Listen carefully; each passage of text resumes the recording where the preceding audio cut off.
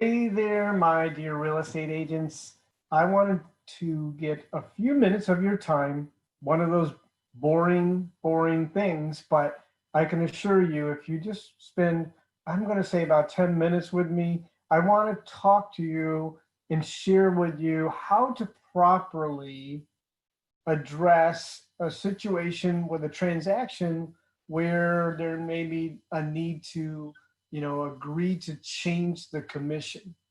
I often see this completely done wrong. So I want to share with you how the whole process works and then show you exactly the correct way to address it, whether you're representing a seller or a buyer. And please stay with me and let me get started.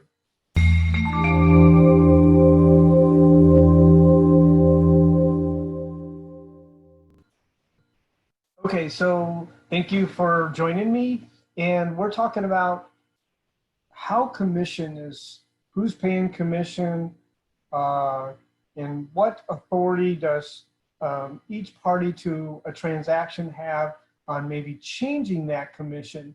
And so let's first, I made a small flow chart here, and I'm going to share with you how the whole who on commission works. So the seller, it's typical that the seller is the one that agrees to pay a commission.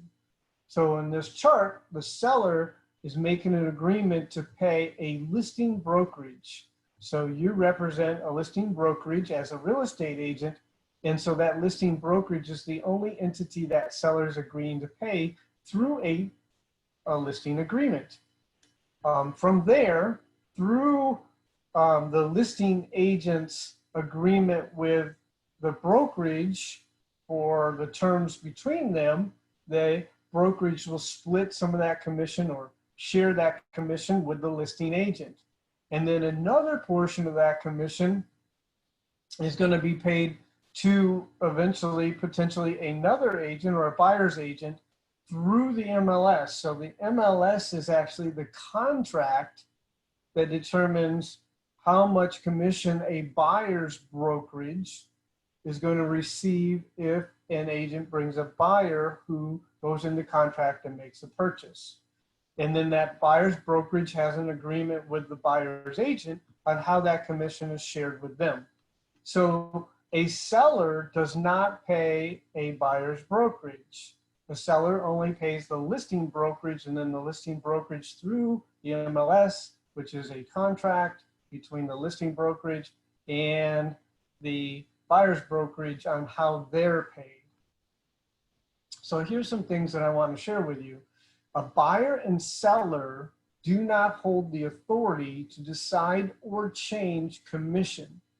So we never put this on a purchase contract between a buyer and a seller.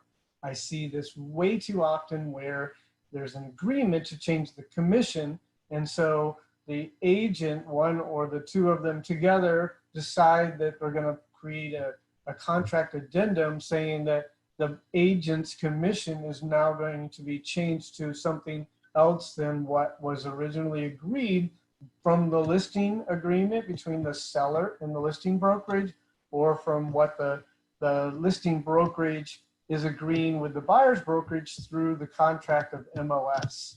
That's not the place. Buyers and sellers do not have that authority to decide what the broker's commission is to create an agreement between the two of them to buy property.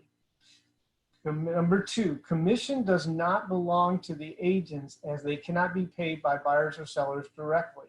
Only brokerages can be paid commission through agreement with the agent and the brokerage, who then shares the commission with the agent. So the law is, and I'm going to show you that here in a minute, that the only entity that can be paid commission is actually a real estate brokerage, and then that brokerage then again has an agreement with the agent, you the agent, on how much of that commission you will receive as payment. Number three, seller does not pay the commission to the buyer's brokerage, as the MLS is a contract between the listing brokerage and the buyer's brokerage. I've already spoke about that. And number four, buyer's broker is required to provide written notice to a listing brokerage if accepting a different commission amount than listed in MLS. Understand that the agent, is not really the authority of commission, it's the agent's broker.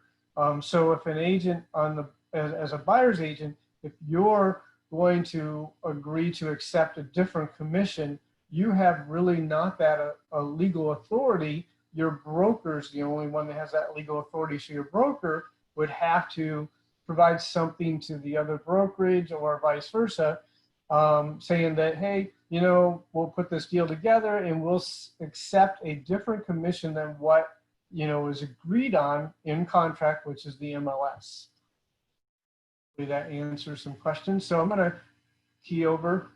This is section 475 of the Florida statute that says sales associates may not collect any money in connection with any real estate brokerage transaction, whether as a commission, deposit, payment, rental, otherwise, except in the name of the employer and with the express consent of the employer. So again, the agent cannot be paid commission. So it's not your commission, though I understand why you feel that way. It's really your broker's commission, and then your broker will show you through the brokerage, through your agreement with the broker. The listing agreement. So the listing agreement is an agreement between the seller and the listing brokerage. And in this agreement is where we identify compensation. So we're identifying how much commission that total that the seller is going to pay to complete the transaction of selling their property. Okay, so that's going to be typically 6%, and then there's an admin fee. So this agreement is between the seller and the listing brokerage, and the seller only pays the listing brokerage. It doesn't pay the buyer's broker or any other the commission, it only pays through this agreement. And then with cooperation, it identifies how much of that or how much of that be shared or become what is posted in the MLS that a buyer's brokerage will receive if they, obviously bring the buyer that buys the property. And that is shown in the MLS in the little section at the bottom. So in this particular one, it says 3%. So if the buyer's agent is representing their customer as a single agent, they get 3%, or if they're representing a transaction broker, 3%, or no representation, there's no commission going to be offered.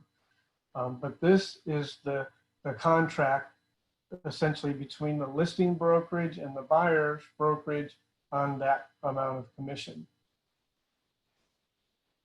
This is an example of a letter to where if a brokerage is deciding to take a different commission than what maybe the MLS says, it would need something in writing that's acceptable to that brokerage and trying to put the deal together and take it to closing. So a letter, this is just a sample of what one would look like. Now, if you got somebody that just says, hey, we'll just take less commission, but nothing ever gets put in writing, well, guess what? When you don't put anything in writing, essentially, though the buyer's agent may say, I will agree to take 2% instead of 3%, let's close this deal, and nothing gets put in writing, effectively the contract is the MLS, and that broker, owner or ownership of that brokerage could absolutely come and say, you have a contract with us that we get 3%, and the broker is in the right, and we would have to pay 3% to that brokerage, and then that buyer's agent would get their percentage out of that. So whenever that happens, you'll want to request something in writing for the file that ensures that the brokerage themselves will take a reduced commission.